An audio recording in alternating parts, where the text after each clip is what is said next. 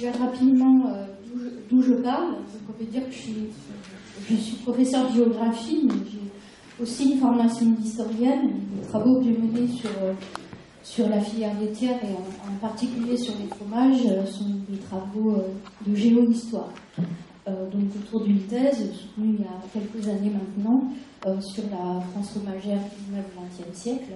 Et ensuite, on va dire, été aidée par les travaux sur l'histoire du beurre, l'industrialisation de la production et les débats sur les beurres de cru, notamment dans les années 30, mais aussi par des travaux après spécifiques sur certains produits laitiers, les brie, parce que je suis brigarde, le maroilles, j'étais en poste à Lille, le minster, on m'a appelé un petit peu au secours dans le cadre de la révision du cahier des charges, par exemple.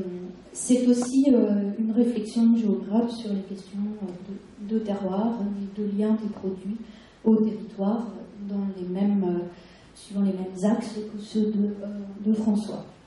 Alors, revenons au sujet. Donc en 1990, lorsque l'INAO a été chargé des produits sous appellation, les produits laitiers protégés au titre des appellations étaient déjà nombreux et déjà organisés collectivement. Donc nous allons donc voir comment ça s'est passé avant, et notamment depuis cette fameuse loi de 1905 que nous avons évoquée hier, en 3 temps. Faire comme les vins, être connus au même titre que les vins en 1905-1950, on va dire. Ensuite, avec la création d'une structure parallèle à l'INAO, le CNAOF, et enfin l'intégration à l'INAO depuis 1990, si jamais j'arrive à jusque-là. Alors, rapidement, la loi de 1905, donc, qui vise à définir les produits, va poser beaucoup de problèmes au secteur laitier. Alors là, je n'aborderai aujourd'hui que les fromages, parce que sinon je vais pas y arriver à 20 minutes, mais alors à 15, mais avec les autres produits, on va. Donc, je ne parle pas. Comment définir le fromage alors qu'on a des fromages avec la loi de 1905. Donc tout de suite se pose la question de comment définir un camembert, un brie, notamment, et un gruyère. Donc, des débats qui sont déjà antérieurs à la loi de 1905 autour des concours régionaux, où on voulait exclure des gens, des producteurs qui n'étaient pas de la zone, donc avec un débat qui peut concourir à un concours Brimo, un concours beurre d'Isigny, un concours beurre de Gournay. Donc la question se posait déjà par le biais des concours. Mais pourquoi aussi ces tensions? Des débats liés à la concurrence entre fermiers et laitiers, je veux dire que c'est récurrent, ça existe toujours d'une certaine façon. Donc c'est l'émergence d'une industrie laitière et comment définir un produit, où est-ce qu'on perd le goût du terroir, le goût du cru, dit-on au début du XXe siècle, quand on mélange les laits. L'extension des aires de fabrication, de production, à partir du moment où un produit revêt un succès, notamment sur le marché parisien, son aire de production s'étend, bien évidemment, et on a de la contrefaçon. D'où les questionnements sur les concours, mais qu'on va retrouver à une échelle bien plus importante, notamment autour du Brimo, dont la fabrication industrielle se développe dans la Meuse dès 1860, 1865, surtout avec une industrie florissante à partir de la fin du XIXe siècle et au début du XXe siècle. Des industriels qui vont travailler avec l'Institut Pasteur pour mettre au point les fromages pasteurisés dès le début du XXe siècle, et notamment Renard Gillard, dont je vous ai mis ici. Donc un débat aussi assez rapide dès l'entre-deux-guerres sur les crus, les pasteurisés, et il y a au terroir et à la typicité des produits. La définition des fromages, c'est très difficile et complexe, et ça devient encore plus complexe dans l'entre-deux-guerres, avec la création des corporatismes laitiers, mais une profession laitière qui se structure autour des producteurs de lait, des industriels, des coopératives, et non pas par produit, interprofession fromage ou interprofession beurre. souligner le poids des industriels dans les organisations comme l'Association laitière française, notamment, mais aussi une structuration internationale comme les vins hier. Le débat est porté à l'international avec des congrès nationaux et internationaux de laiterie, dont un congrès en 1934 qui a eu lieu à Rome et qui a donné lieu à la publication d'un ouvrage qui s'appelle La France laitière et qui permet de montrer les différents produits et les différents types d'organisations. Alors, la longueur de la définition, c'est le puissant syndicat du camembert, du véritable camembert de Normandie créé par les industriels en 1909. La fabrication de camembert n'est quasiment qu'industrielle, c'est-à-dire que c'est le Briard qui parle. Hein. Donc, voilà. Et un jugement en 1924 du tribunal de Loches qui rejette la demande formulée par les industriels du camembert de les protéger. Avec en face l'obtention d'une loi spécifique au Roquefort protégeant l'appellation Roquefort. Ils sont beaucoup mieux organisés, ce sont des grands propriétaires, ça vient des éleveurs, c'est pour se protéger de la venue de lait d'Algérie en particulier, et qui vont faire intervenir leurs parlementaires contre les industriels, mais après on va avoir une alliance producteur-industriel autour de la création de la Confédération Générale des producteurs de lait de brebis et des industriels de Roquefort en 1930. Très important, cette confédération, puisqu'elle est citée, dans l'ouvrage sur le cinquantenaire de l'INAO, on explique que ça a servi de modèle à la constitution de l'INAO. Je ne suis pas allée vérifier, je livre ça à ceux qui travaillent sur l'histoire de l'INAO. Et en 1935, donc la question n'est toujours pas réglée de la définition 1 du fromage au lait de chèvre, du fromage au lait de vache, du fromage au lait de brebis, et 2 des différents types de fromage. Donc la loi sur l'organisation et l'assainissement du marché du lait va définir le fromage, et notamment son taux de matière grasse, puisque c'est ça qui pose problème. Et comme on est dans une crise de surproduction et de surproduction de la matière grasse, on va avoir cette fois une définition du taux de matière grasse et du fromage maigre, du fromage, etc. Mais ce qui est intéressant, c'est que cette loi va définir quelques grands fromages. On ne les appelle pas génériques, les grands fromages, les brie, le Neuchâtel, le camembert, le Bon-Évêque, le Maroilles, etc., qui sont des fromages qui sont définis suivant leurs caractéristiques, taux de matière grasse sur matière sèche, la taille et la forme, etc., mais pas du tout de référence à la provenance. Sauf que en 1927, on a eu un décret qui oblige les producteurs à marquer d'où vient le produit, la région ou le département de fabrication. D'accord ? C'est une innovation, mais ce n'est pas suffisant pour protéger les appellations d'origine. Donc comment s'organisent les producteurs? Eh bien, essentiellement autour de syndicats de labels. Une loi de 1927 autorise les agriculteurs à se regrouper et à définir leurs produits et l'aire de production dans le cadre d'un label. Donc il y a toute une série de syndicats qui se créent, et c'est essentiellement porté par les producteurs fermiers, donc surtout pour les fromages, encore une fois je ne parle pas du beurre, donc essentiellement les fromages qui sont, où la production fermière est importante et commence à être concurrencée par les industriels. Maroilles, Saint-Nectaire, Brie, Brie de Coulommiers, il n'y a jamais été question de Brie de Melun, en fait c'est un clin d'œil à François et moi, parce que le décret Brie de Meaux et Brie de Melun sont en cours de discussion. Donc, ce que l'on voit dans les fromages définis, ces syndicats de producteurs sont très importants parce que leur existence va conditionner la définition des fromages. Donc, le paradoxe, c'est qu'on va définir des fromages là où il y a des syndicats qui visaient à la protection de l'origine. Hein, voilà où on en est. Donc, je vous ai mis les imitables de Brie Fermier, de Meaux avec l'aigle de Meaux, vous savez, c'est Bossuet, donc je passe.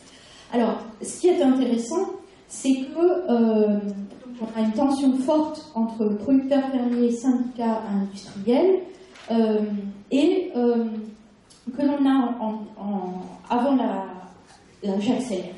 Avant la guerre, donc un produit protégé, le Roquefort, par une loi spécifique, et une appellation judiciaire autour du Blodgett. Je ne vous expliquerai pas pourquoi, puisqu'on n'a pas de temps.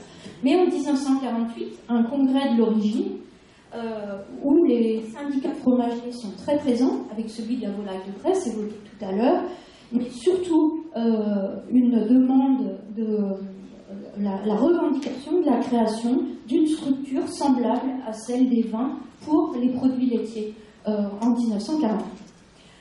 Il faut attendre quand même 1955 pour que soit créé, qu'un décret dise qu'on doit, une loi plutôt, avoir une structure similaire. Donc 1955, pourquoi? En 1953, on a des décrets une réglementation de l'administration publique concernant la fabrication et la vente de fromage, et on a là les fromages génériques qui arrivent.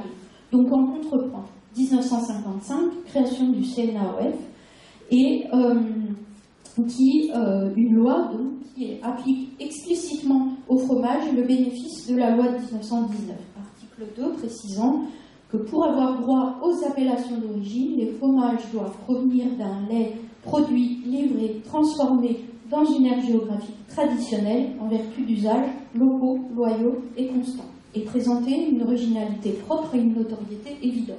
Loi 1955. Alors, des enjeux d'aménagement, la montagne, on est en période de modernisation de l'agriculture. Là, c'est comment on sort la poudre directement du pli de la vache. Donc on est dans ce contexte fort de modernisation et de modèle américain dans la filière laitière. Donc une loi qui applique cela, la création du CNAOF, et rien n'est réglé. Un décret en 1966 fixe la composition et le fonctionnement du CNAOF, mais la création véritable date de 1973. Je passe. Donc, pas de doctrine vraiment, mais un essai de normalisation des appellations judiciaires avec le CNAOF, dans une logique qui n'est pas une logique viticole. Je vous laisse lire le propos du président Jean Mittel en 1974 sur comment on définit les aires d'appellation et l'affirmation qu'on n'est pas du tout dans la même logique que le vin. Il faut exporter à l'échelle de l'Europe. Donc on est dans une logique d'industrie. Je commente en 2 mots. Les premières appellations judiciaires qui en mettent du temps avant d'être passées sous picrène, mais le poids de la montagne, et on a vu tout à l'heure le débat sur la montagne et la fragilité d'une agriculture de montagne au regard de la modernisation très forte de l'élevage et des industries laitières de plaine. Très peu de fromage de plaine en rouge, le maroilles parce qu'on a un syndicat depuis l'entre-deux-guerres, le Neuchâtel qui s'appuie sur le syndicat du camembert, et l'arrivée très intéressante dans les années 70 des fromages de chèvre, puisqu'on est dans une réglementation européenne, et enfin les fromages de chèvre sont vraiment définis. On va définir des formes de fromage de chèvre qu'on laisse à l'industrie, Sainte-Maure, la forme en pyramide, etc., etc. Et en contrepartie, on va définir des AOC pour quelques fromages. Par exemple, on définit le Pouligny-Saint-Pierre, mais il n'est pas notre. Enfin, donc il y a vraiment du jeu de négociation. Les premiers fromages de brebis liés à l'évolution des industriels de Roquefort, qui arrêtent de faire du Roquefort dans les Pyrénées et en Corse, et qui commencent à s'approprier des fromages locaux avec des réactions en termes de développement local. Je me dépêche. Il va falloir conclure.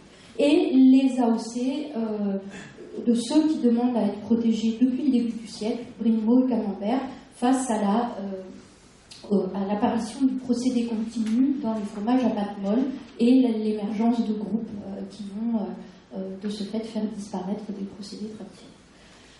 Un contexte favorable, l'intégration à l'INAO en 1990 avec toute une réflexion sur la nouvelle gouvernance, les apports réciproques. Je vais conclure là-dessus. C'est dans la modalité, enfin, les apports réciproques, c'est en fait l'importance de l'industrie laitière et le poids de l'industrie laitière dans les appellations d'origine fromagère qui va, et des syndicats laitiers des syndicats de défense de produits qui donnent plus de poids, enfin, où rarement les éleveurs sont présents, c'est les industriels et les affineurs. Donc ça pose problème à l'INAO, qui va encourager la représentation des éleveurs laitiers au sein des syndicats. Donc ça, c'est un point fort, je pense. L'autre point fort, c'est de travailler sur le cahier des charges de la production du lait. Quel lien au terroir via le lait, l'herbe, enfin, quel procédé d'alimentation, quelle race laitière. Et puis, le problème spécifique aux produits laitiers, les crus, les pasteurisés, puisque certaines AOC n'interdisaient pas les crus. Et l'apport des produits laitiers à l'INAO, c'est une autre façon de réfléchir le terroir, comme on l'a vu, François vous l'a expliqué, avec l'idée d'un système et le poids des savoir-faire, de la culture technique. Et dans les AOC fromagères, je pense que quelque chose qui est très important, c'est l'extension des savoir-faire qui ont bougé, et notamment des réflexions issues de la demande d'appellation du Pélardon, et je vais conclure là-dessus, de migration, et de ce fait, une réflexion sur noyau originel et extension, et sur à quelle échelle historique, quoi, à quelle époque on limite l'extension.